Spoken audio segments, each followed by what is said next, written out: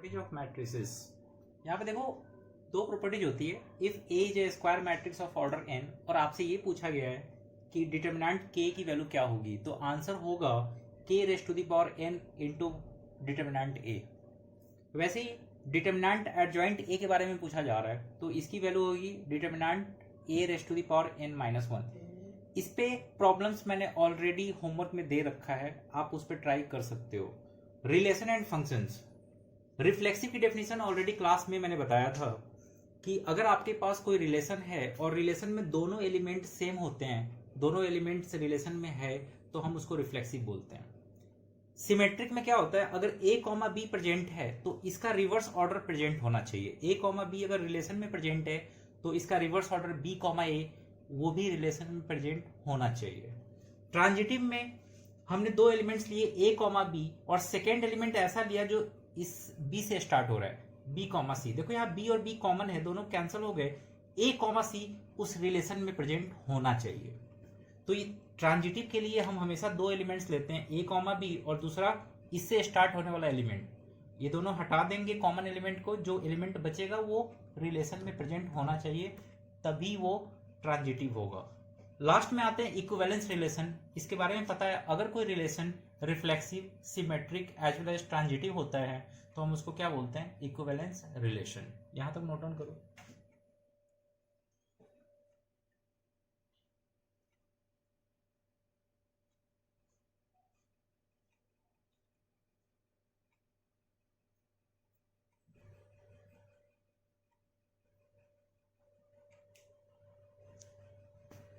एक एग्जांपल लेते हैं। देखो यहाँ पे हमें तीन सेट गिवन है और ये बना है एबीसी से।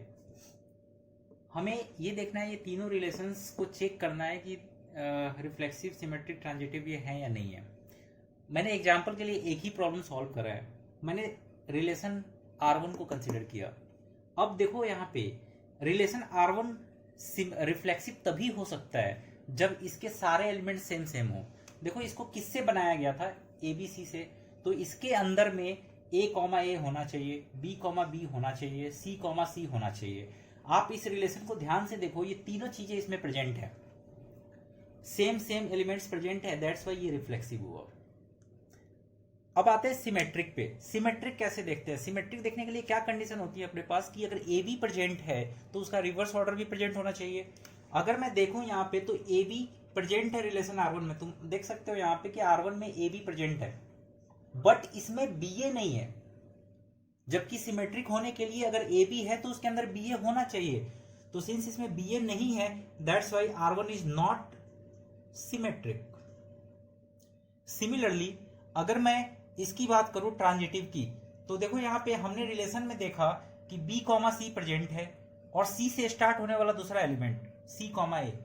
देखो यहाँ पे C से C कैंसिल हो जाएगा, तो B कॉमा ए इस रिलेशन में प्रेजेंट होना चाहिए, बट इस रिलेशन में B कॉमा ए प्रेजेंट नहीं है, तो मैंने लिखा but B comma A not present in relation R1, that's why R1 is not transitive. ये प्रॉब्लम तो मैंने कंप्लीट कर दिया। वैसे ही आप R2 को देखो।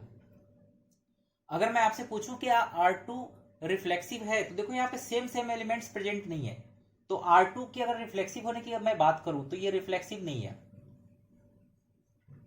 अगर मैं बात करता हूं कि क्या ये सिमेट्रिक है, तो सिमेट्रिक में अगर ए बी प्रेजेंट है तो बी ए भी प्रेजेंट होना चाहिए, रिवर्स ऑर्डर प्रेजेंट होना चाहिए। आप देखो यहाँ पे ए बी प्रेजेंट है, बी ए प्रेजेंट है, ये तो होल्ड कर रहा है, बट ए सी प्रेजेंट है तो सी ए भी प्रेजेंट होना चाहिए, ये भी प्रेजेंट है। इट मीन्स ये क्या है, सिमेट्रिक है। ट्रांजिटिव की बात करते हैं। ट्रांजिटिव में देख सकते हो आप, अगर आपने ए बी लिया तो बी से स्टार्ट होने वाला दूसरा एलिमेंट होना चाहिए। सपोज मैंने बी ए को देखा, बी बी कैंसिल हो गया, ए कॉमा ए इसमें होना चाहिए, इसमें ए कॉमा ए प्रेजेंट नहीं है, दैट्स वाई ये ट्रांजिटिव नहीं है। वैसे ही आप R3 को देखो, R3 में सेम सेम एलिमेंट प्रेजेंट नहीं है, तो ये रिफ्लेक्सिव नहीं है। इसमें ए बी प्रेजेंट है तो बी ए भी होना चाहिए सिमेट्रिक होने के लिए, बट बी ए प्रेजेंट नहीं है, तो ये सिमेट्रिक भी नहीं है। ट्रांजिटिव होने के लिए देखो, ए बी है, बी सी है, बी से बी कैंसिल हो गया, ए सी प्रेजेंट होना चाहिए, बट सी ए प्रेजेंट है, तो ये ट्रांजिटिव भी नहीं है।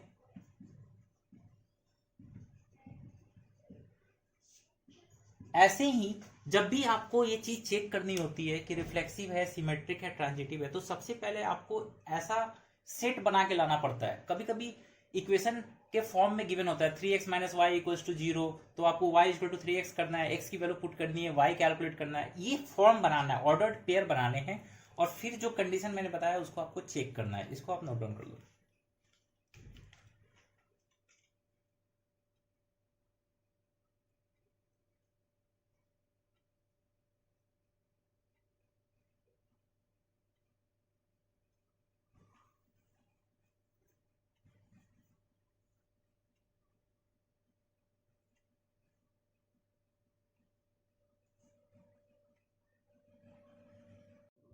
प्रॉब्लम है set A is given, elements है 1 to 9, और रिलेशन जो है वो इस टाइप का है A B and C D का। और इस रिलेशन को ध्यान से देखो, इस रिलेशन का मीनिंग क्या है। इस रिलेशन का मीनिंग है, अगर आप दो एलिमेंट्स लेते हो, एक आप ए बी लेते हो, दूसरा सी डी लेते हो, तो A plus D is equal to B plus C होना चाहिए। ए प्लस डी का मीनिंग क्या है, आपने फर्स्ट और लास्ट को ऐड किया, सेकेंड और थर्ड को ऐड किया, ठीक है। हमें प्रूफ करना है ये इक्विवेलेंस रिलेशन है। इक्विवेलेंस रिलेशन प्रूफ करने के लिए हमें पता है रिलेशन का रिफ्लेक्सिव, सिमेट्रिक और ट्रांजिटिव होना इसेंशियल है। अब रिफ्लेक्सिव होने के लिए मैंने बता रखा है कि दोनों एलिमेंट्स बिलोंग करने चाहिए रिलेशन से। यहां पे एक एलिमेंट ये है, दूसरा एलिमेंट ये है। हमने कंसीडर कर लिया कि ए कॉमा बी कोई आर्बिट्री एलिमेंट है ए क्रॉस ए का। यहां पे कैलकुलेट जब करोगे तो देखो, फर्स्ट एलिमेंट को एक ए कॉमा बी लिखोगे, सेकंड एलिमेंट को भी ए कॉमा बी लिखोगे। ऐसा क्यों करा तुमने? क्योंकि तुम्हें पता है रिफ्लेक्सिव में दोनों एलिमेंट्स क्या होते हैं, सेम। ये पूरा एक एलिमेंट है और ये पूरा सेकंड एलिमेंट है। अगर मैं इसे ऐसा लिखूं तो अकॉर्डिंग टू रिलेशन मुझे ये चेक करना है क्या ये रिलेशन को होल्ड करता है या नहीं करता। रिलेशन क्या बोलता है कि फर्स्ट और लास्ट को ऐड करना। देखो यहाँ पे मैंने जब फर्स्ट और लास्ट को ऐड किया, यहाँ पे फर्स्ट और लास्ट को ऐड किया, then it becomes A plus B. Then second और थर्ड को ऐड किया, then it become B plus A. सबको पता है अगर हम इसकी जगह कोई प्रैक्टिकल नंबर ले, जैसे सपोज हमने ए को 1 लिया, बी को 2 लिया, तो 1 प्लस 2 और 2 प्लस 1 दोनों इक्वल होते हैं। यानी ये जो एक्सप्रेशन है ये ट्रू है, ये आइडेंटिटी ट्रू है, इट मीन्स ये रिफ्लेक्सिव है। ऐसे केसेस में हम सिर्फ आइडेंटिटी को ट्रू करा के रिफ्लेक्सिव प्रूफ करते हैं या सिमेट्रिक प्रूफ करते हैं। अब आते हैं सिमेट्रिक के लिए। सिमेट्रिक में क्या होना चाहिए, अगर ए कॉमा बी प्रेजेंट है तो बी कॉमा ए भी प्रेजेंट होना चाहिए। हमने यहाँ पे दो एलिमेंट कंसिडर किया है, ए बी और सी डी। अगर ये प्रेजेंट है तो इसका रिवर्स ऑर्डर भी प्रेजेंट होना चाहिए। देखो यहाँ पे पहले लिखा है ए बी और सी डी। इसके अकॉर्डिंग अगर मैं रिलेशन लिखूं, इक्वेशन को होल्ड कराऊं, तो फर्स्ट, लास्ट, सेकेंड और थर्ड ये बनेगा।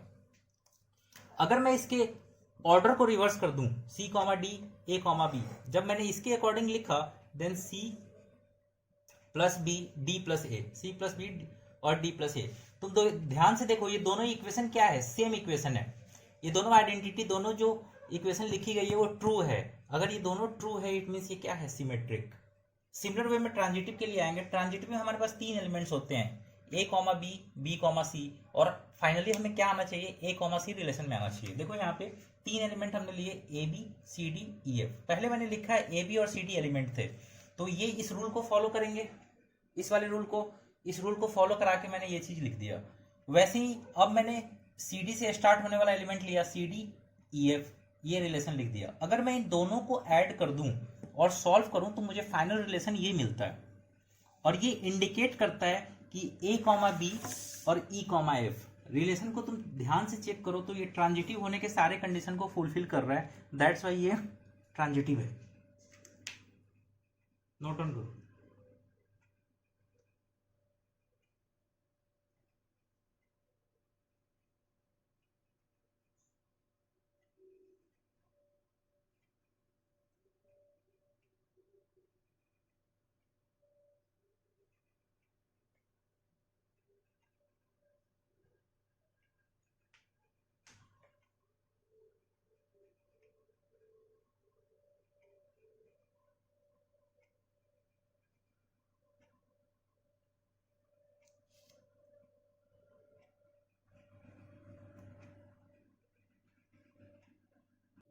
अब हमें कैलकुलेट करना है इक्विवेलेंस क्लास ऑफ 2,5। जब भी हमें equivalence class of something calculate करना होता है, हम पहला एलिमेंट x, y ले लेते हैं और सेकेंड एलिमेंट जिसका क्लास आपको कैलकुलेट करना है ये ले लिया।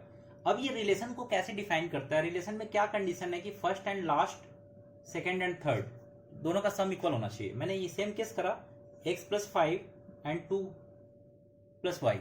यहां से मैंने y की वैल्यू कैलकुलेट कर दिया जो मुझे x + 3 मिल रही है। अब हमें एक एक करके x की वैल्यू पुट करनी है। x की वैल्यू कहां से पुट करोगे आप? a से। x और y a से बिलोंग करने चाहिए। तो पहले मैंने 1 पुट करा, y कैलकुलेट करा, तो हमें एक रिलेशन मिला 1,4। हमने 2 पुट किया, y कॉरेस्पॉन्डिंग y मिला हमें 5, बना 2,5। सिमिलरली हमने 6 तक पुट करा, हमें मिला 6,9। बियॉन्ड 6 हम ले नहीं सकते क्योंकि बियॉन्ड 6 एक ऐसा नंबर अपियर होगा y के प्लेस पे जो इस सेट से बिलोंग नहीं कर रहा, तो हम ले नहीं सकते। हमारे पास इक्विवेलेंस क्लास की वैल्यू हो जाएगी, ये सारे इक्विवेलेंस क्लास ऑफ 2,5 होंगे। इसको नोट डाउन कर लो आप।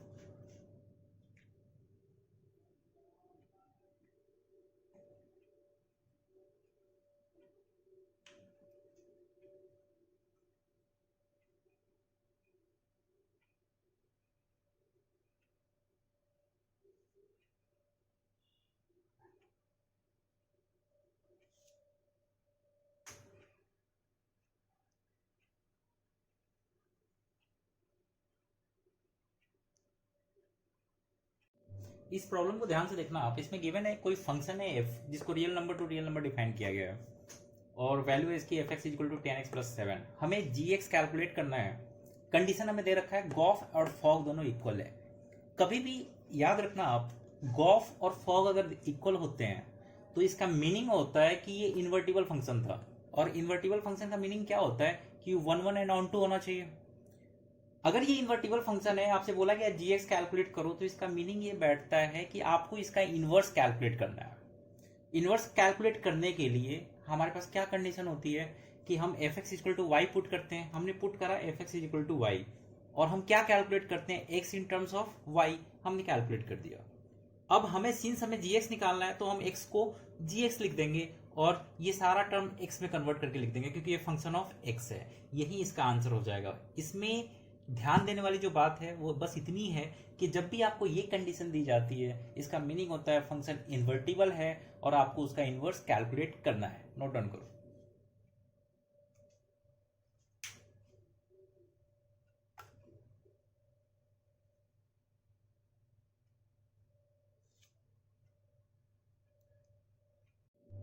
अब इस प्रॉब्लम को देखते हैं। इसमें मैट्रिक्स ए गिवन है, ठीक है, उसकी रेंज गिवन है 0 थीटा लाइज बिटवीन 0 एंड 2π और हमें देखना है कि डिटर्मिनेंट ए की वैल्यू क्या होगी। देखो, अगर मैंने इसका डिटर्मिनेंट कैलकुलेट करा, डायरेक्टली इसको ओपन करा, कैलकुलेट करा, तो इसकी वैल्यू आएगी 2 × 1 + sin² थीटा। बट ये वैल्यू कहीं पे मैच नहीं हो रही। अगर ये वैल्यू मैच नहीं हो रही, इसका मीनिंग है कि डिटर्मिनेंट जो है sin² थीटा पे डिपेंड कर रहा है, sin² थीटा की वैल्यू यूज की गई है। अब sin² थीटा का ग्राफ कैसे होता है पहले ये जान लो, क्योंकि ये स्क्वायर है तो इसका ग्राफ कभी निगेटिव नहीं होता, इसका ग्राफ ऐसे होता है।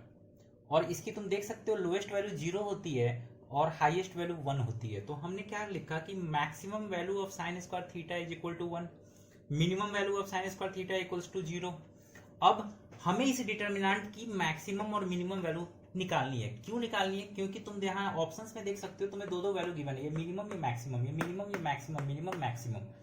हमने कैलकुलेट करा तो इसकी मिनिमम वैल्यू आ रही है 2 और मैक्सिमम वैल्यू आ रही है 4। तो आंसर क्या होगा? 2,4। दोनों पे क्लोज्ड होगा क्योंकि ये वैल्यू इसके इक्वल आ रही है।